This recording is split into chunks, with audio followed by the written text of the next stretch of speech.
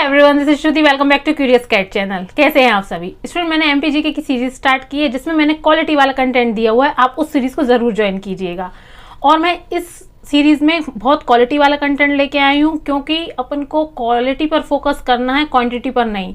आप 100 क्वेश्चंस कीजिए, कोई क्वालिटी नहीं होगी, उसमें से कोई क्वेश्चन आना नहीं है, बस आपको वो क्वेश्चन ईजी लगेंगे, आपको उसको सॉल्व करके आपको अच्छा लगेगा। इससे अच्छा ये है कि आप क्वालिटी पर फोकस करें, भले ही कम क्वेश्चंस करें लेकिन ऐसे क्वेश्चंस करें जो कि एग्जाम के अकॉर्डिंग है। और मैं इसी तरीके के इसी टाइप के क्वेश्चंस आपको करा रही हूँ। तो इस सीरीज को जरूर ज्वाइन कीजिए। अपने व्हाट्सएप ग्रुप, टेलीग्राम ग्रुप्स में हर जगह इस सेशन को, इन क्लासेस को शेयर कीजिए, ज़्यादा लोगों तक पहुँचाइए। और क्यूरियस कैट चैनल को ज़रूर सब्सक्राइब कीजिए जिससे मैं आपके लिए अच्छे से अच्छा डेटा प्रोवाइड करा सकूं। और मैंने करंट अफेयर की भी टॉपिक वाइज सीरीज स्टार्ट की हुई है और प्ले लिस्ट में जाकर उस सीरीज को ज्वाइन कर सकते हैं। तो चलिए, ये मेरा एमपीजीके का लेक्चर नंबर 2 है। स्टार्ट करते हैं आज का लेक्चर। चलिए तो देखते हैं question number 1। Question number 1 is प्रश्न, मैत्रायणी एवं मांडक्य उपनिषद की रचना कौन से काल में हुई है? ऑप्शन 1 महाजनपद युग, ऑप्शन 2 नंदमौर्य युग, ऑप्शन 3 शुंग काल एंड ऑप्शन 4 गुप्त काल। The answer of this question is Shunga काल। देखिए, प्रश्न और मांडक्य ये जो उपनिषद हैं ये अथर्ववेद से संबंधित है। देखिए, मैं आपको एक ही क्वेश्चन में 3 क्वेश्चंस बताऊंगी। पहला तो ये क्वेश्चन जो आपको दिख रहा है वो हो गया। सेकंड क्वेश्चन इज प्रश्न और मांडक्य उपनिषद कौन से वेद से संबंधित हैं? तो आंसर है उसका अथर्ववेद। ये जो भी डेटा मैं आपको बता रही हूँ आपको भी नोट डाउन साथ के साथ करते जाना है। इसमें से कोई भी क्वेश्चन आपको वनडे एग्जाम में पूछा जा सकता है, एमपी के किसी भी एग्जाम में। और एमपीपीएससी के लिए बहुत स्पेशल सीरीज है। देखिए, उसके बाद मैत्रायणी उपनिषद कृष्ण यजुर्वेद से संबंधित है।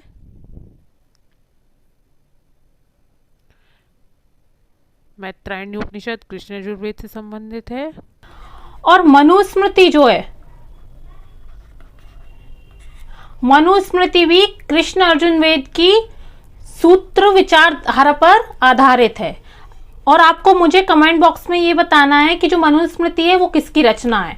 और मनुस्मृति भी कृष्ण अर्जुन वेद की सूत्र विचारधारा पर आधारित है। ठीक है, ये होता है अपना क्वेश्चन नंबर 1 कंप्लीट। और ऐसे ही मैं आपको डिटेल में सारे क्वेश्चंस करके बताऊंगी और आपको भी ये साथ के साथ नोट डाउन करना है। इसमें से कोई भी फैक्ट, कोई भी डेटा आपको क्वेश्चन पूछा जा सकता है। ठीक है, चलिए क्वेश्चन नंबर 3 इज चीनी लेखक ने विम कैट फिशेस को क्या कहा है? ऑप्शन 1 येन नाउ टाओ, ऑप्शन 2 नाउ पी यान, इनके नाम भी अजीब ही होते हैं। ऑप्शन नंबर 3 यो की यान and option number 4 Yen Kao Chen. The answer is Yen Kao Chen. देखिए, जो विम कैट फिशेज है ये कुषाण वंश से संबंधित है। ठीक है, और कुषाण वंश को 2 समूह में बांटा गया है। पहला समूह है विम कैट फिशेज और जो दूसरा समूह है वो है कनिष्क समूह। और भारत में कुषाण वंश से संबंधित जो राजकुमार हैं उन्हें तुषार कहा जाता है। क्या कहा जाता है? तुषार। देखिए, इस एक क्वेश्चन में मैंने आपको कई सारे क्वेश्चंस करा दिए हैं। ऐसे ही मैंने पहले जो सेशन लिया वो भी इसी तरीके से लिया, वो भी ज्वाइन करिए। मैं आपको सारी इन्फॉर्मेशन एक क्वेश्चन में दूंगी। वो इससे क्या होगा, आपको ज़्यादा क्वेश्चंस नहीं करने, लेकिन जो भी कंटेंट यहाँ प्रोवाइड हो रहा है वो क्वालिटी वाला हो रहा है। इसलिए इस चैनल को ज़्यादा से ज़्यादा लोगों तक पहुँचाइए, सब्सक्राइब कीजिए। आपका एक सब्सक्राइब बटन ही मुझे मोटिवेट करता है। तो इस चैनल को ज़्यादा लोगों तक पहुँचा के अपने व्हाट्सएप ग्रुप में, अपने टेलीग्राम ग्रुप्स में जितने भी स्टूडेंट्स हैं वहाँ तक पहुँचाइए। ठीक है, तो चलिए अब देखते हैं नेक्स्ट क्वेश्चन। कौन से अभिलेख में सातकर्णी प्रथम को सिमुक सातवाहन वंश का वधनस कहा गया है? सिमुक सातवाहन वंश का वधनस। ऑप्शन नंबर 1 अंधो अभिलेख, ऑप्शन नंबर 2 नानाघाट अभिलेख, ऑप्शन नंबर 3 जूनागढ़ अभिलेख, ऑप्शन नंबर 4 नासिक अभिलेख। तो इसका आंसर है ऑप्शन नंबर 2 नानाघाट अभिलेख। देखिए, सिमुक सातवाहन वंश वधनस का अर्थ होता है, सिमुक जो है सातवाहन वंश को आगे बढ़ाने वाला। ठीक है,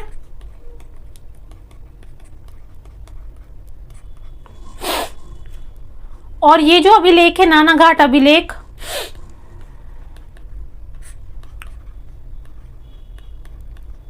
इसके रचयिता है नागनिका।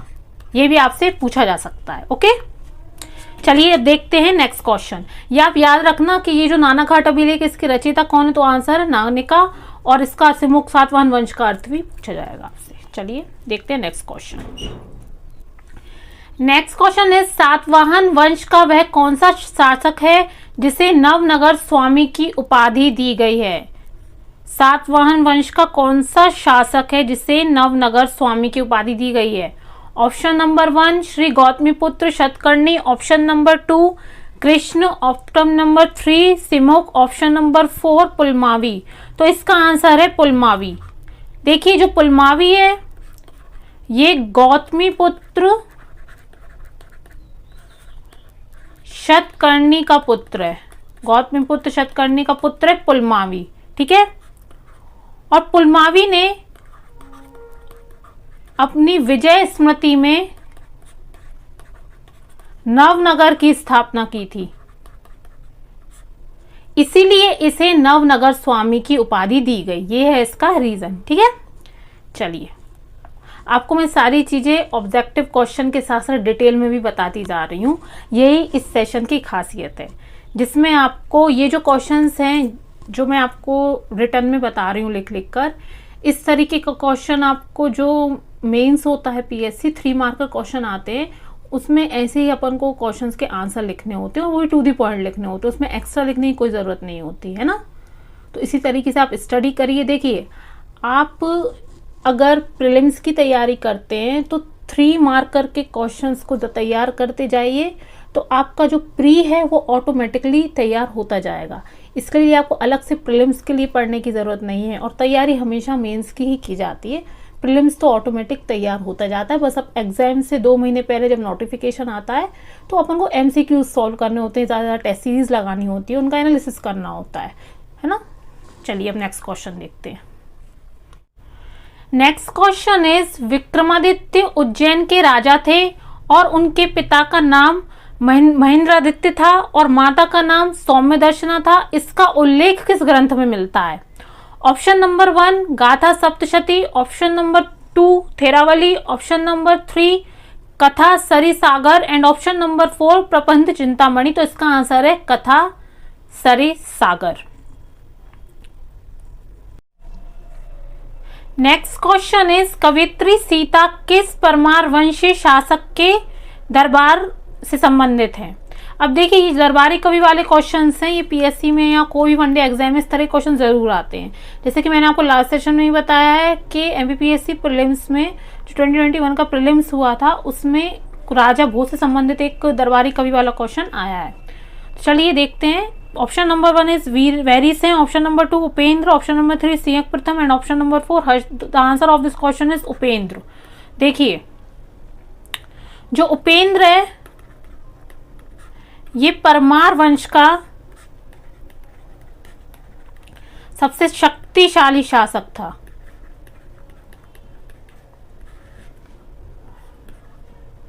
और ये अवंतिका शासक भी रह चुका है। इसकी प्रशंसा उदय प्रशस्ति में की गई है, उदय प्रशस्ति अभिलेख में। उपेंद्र जो है परमार वंश का सबसे शक्तिशाली शासक था, इसकी प्रशंसा उदय प्रशस्ति अभिलेख में की गई है और ये अवंतिका शासक भी रह चुका है। देखिए एक क्वेश्चन से बनते हैं 3 क्वेश्चन। मैं आपको सारे क्वेश्चन ऐसे ही कराऊंगी डिटेल में, है ना, तो इस सेशन को ज़्यादा लोगों तक पहुंचाना आपको, है ना। चलिए अब देखते हैं नेक्स्ट क्वेश्चन। सेदत्त भट्ट किस परमार वंशीय शासक का अन्य नाम है? Option number 1 Nardev, option number 2 Udayaditya, option number 3 Sindhuraj, option number 4 Harsh. तो इसका आंसर है हर्ष। देखिए हर्ष का नाम जो है वो सिंहक द्वितीय भी है। हर्ष का नाम क्या है? सिंहक द्वितीय। इसे महाराजाधिराज, महामांडलिक,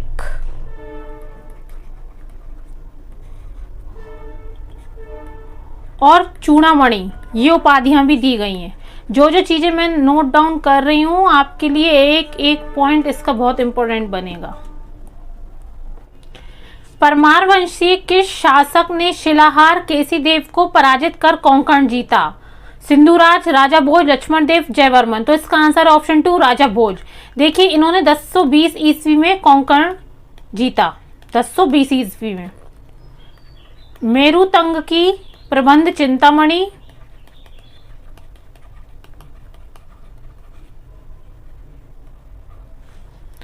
अबुल फजल की आईन अकबरी,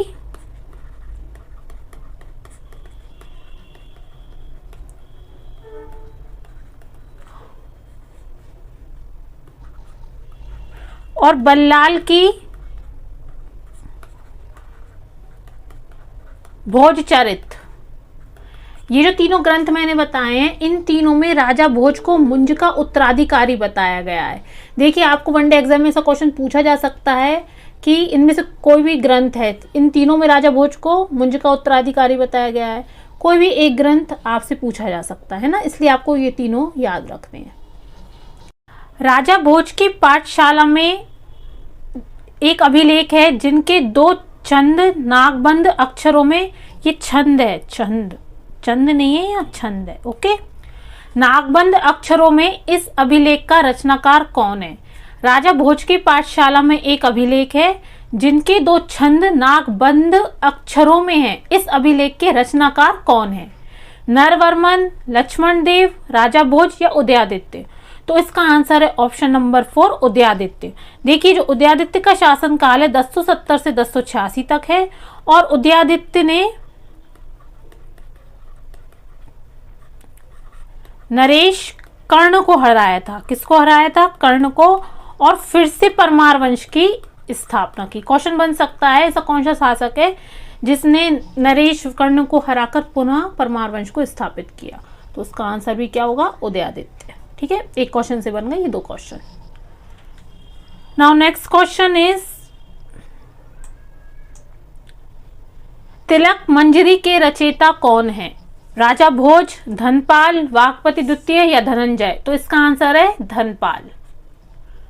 क्वेश्चंस बहुत स्पेशल हैं आपके लिए क्योंकि ये रचयिता हो गए, नाउन्स जो रिलेटेड क्वेश्चन होते हैं ना, कौन किसके दरबारी कवि थे, बुक्स हो गई, ये सब तो ट्रेंड है एग्जाम का, है ना।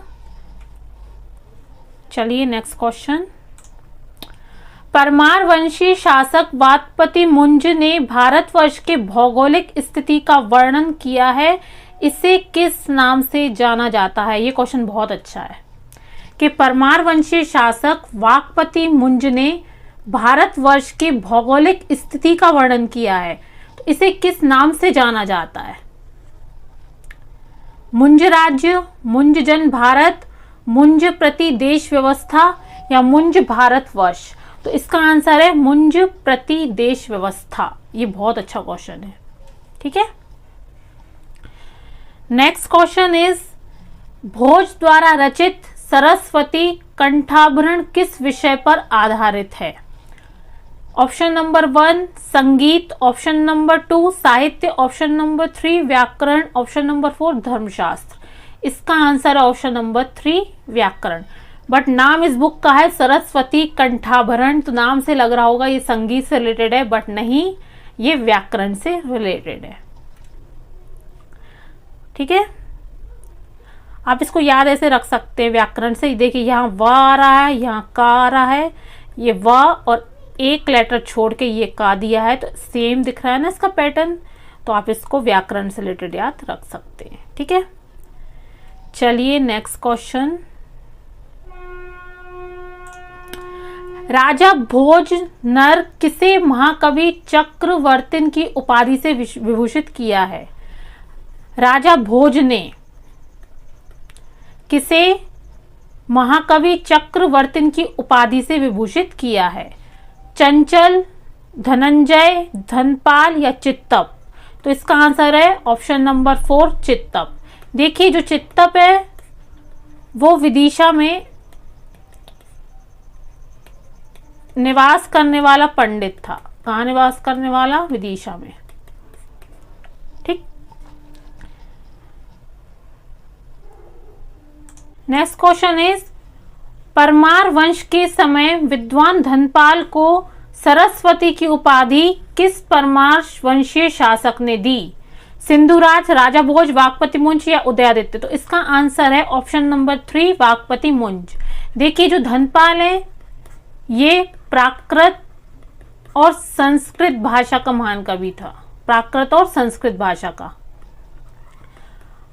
पायलच्छी नाम ये जो ग्रंथ है ये धनपाल का है और कौन सी भाषा में है? प्राकृत भाषा में। ठीक। नेक्स्ट क्वेश्चन इज कच्छपात वंश के किस शासक को महाराजाधिराज की संज्ञा दी गई है? Option number 1 Kirtiraj, option number 2 Devpal, option number 3 Padmapal and option number 4 is Vajrapal. The answer is Vajrapal, option number 4। देखिए मैं ज्यादा क्वेश्चंस नहीं लाती हूँ, क्वेश्चंस कम होंगे लेकिन बहुत क्वालिटी वाले होंगे, आपको मजा आएगा बहुत करने में, एकदम न्यू क्वेश्चंस मिलेंगे आपको। चलिए देखते हैं नेक्स्ट क्वेश्चन। ग्वालियर वंश के किस शासक ने सिहोनिया से हटाकर ग्वालियर को अपनी राजधानी बनाया? जी हाँ, सिहोनिया से ग्वालियर जो कैपिटल शिफ्ट की थी वो कच्छपात वंश का कौन सा शासक था? सूर्यपाल, रतनपाल, महिपाल या अजयपाल? तो इसका आंसर है option number 3 Mahipal. Next question is Pratihar राजवंश के किस शासक को अधिराज महाराधिराज नरपच चक्रवर्ती की उपाधि दी गई है? नीलकंठ, भीम, रणपाल या हरिराज? तो इसका आंसर है option number 4 Hariraj. Next question is तिहार वंशीय शासक रणपाल के समय चंदेरी प्रस्तर अभिलेख की रचना किस विद्वान ने की है? चंदेरी प्रस्तर अभिलेख की रचना किस विद्वान ने की है? प्रतिहार वंशीय शासक महावीर, देवसिंह, रामगुप्त या दशरथ? तो इसका आंसर है दशरथ, ऑप्शन नंबर 4। देखिए इसकी जो काव्य शैली है वो भास, वाल्मीकि और कपिल ये जो विद्वान थे इन्हीं विद्वानों की भाषा से चंदेरी प्रशस्त की काव्य शैली मिलती है, चंदेरी प्रशस्तर की। ठीक है। नेक्स्ट क्वेश्चन इज परमार वंशीय किस शासक को गोपद विचंद्र की उपाधि से अलंकृत किया गया है? गोपद विचंद्र की उपाधि से किस शासक को अलंकृत किया गया है? विग्रहराज, नरवर्मन, मलयवर्मन या कीर्तिपाल? तो इसका आंसर है ऑप्शन नंबर 3 मलयवर्मन। देखिए विग्रहराज का पुत्र है, ये किसका पुत्र है? विग्रहराज का। और नरवर्मन के तथ्यांकित अभिलेख से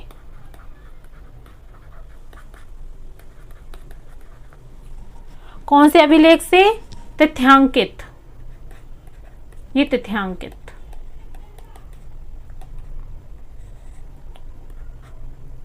ठीक है। इस उपाधि का वर्णन जो है तथ्यांकित अभिलेख में मिलता है कि गोपीचंद्र की उपाधि से किसे अलंकृत किया गया है? मलयवर्मन को। और जो मलयवर्मन था वो किसका पुत्र था? विग्रहराज का। ठीक है। और इस उपाधि का वर्णन किसमें दिया है? तथ्यांकित अभिलेख में। ठीक। चलिए था आज का MPGK का सेकंड लेक्चर जिसमें मैंने आपको क्वालिटी वाले क्वेश्चंस कराए और मैं हमेशा आपको यही कहूँगी आप क्वांटिटी की जगह क्वालिटी पर ध्यान दीजिए। अब आप स्मार्टली स्टडी कीजिए। ज़्यादा पढ़ने से अच्छा है कि अच्छा पढ़ा जाए, है ना, क्वालिटी वाला कंटेंट पढ़ा जाए। मैं ऐसे ही सेशंस आपके लिए क्वालिटी वाले आगे लेकर आऊँगी, इसलिए इस सेशंस को ज़्यादा से ज़्यादा लोगों तक पहुँचाइए जिससे मेरा मोटिवेशन बना रहे। और आप सब्सक्राइब का बटन ज़रूर दबाइए और मैं चाहती हूँ आपके ज़रिए मेरा चैनल ग्रो करे और मैं ऐसे ही आपके लिए अच्छे अच्छे सेशंस लाती रहूँ। इसलिए क्यूरियस कैट चैनल को अपने व्हाट्सएप ग्रुप, अपने फ्रेंड्स, टेलीग्राम ग्रुप सब को शेयर कीजिए। ठीक है, तो मिलते हैं नेक्स्ट सेशन में नए लेक्चर के साथ। और आपको अगर पीडीएफ लेना हो आप मुझे कमेंट बॉक्स में बताइए, इस सेशन की पीडीएफ और बाकी जो भी सेशंस हुए हैं उसकी पीडीएफ मैं आपको प्रोवाइड कराऊंगी। ठीक है, तो क्यूरियस कैट चैनल को लाइक शेयर एंड सब्सक्राइब करना ना भूलें। और हाँ, करंट अफेयर सीरीज भी आप प्लेलिस्ट में जाकर अटेंड करिए, वो भी मैंने टॉपिक वाइज कराई है। ठीक है, बाय बाय, टेक केयर।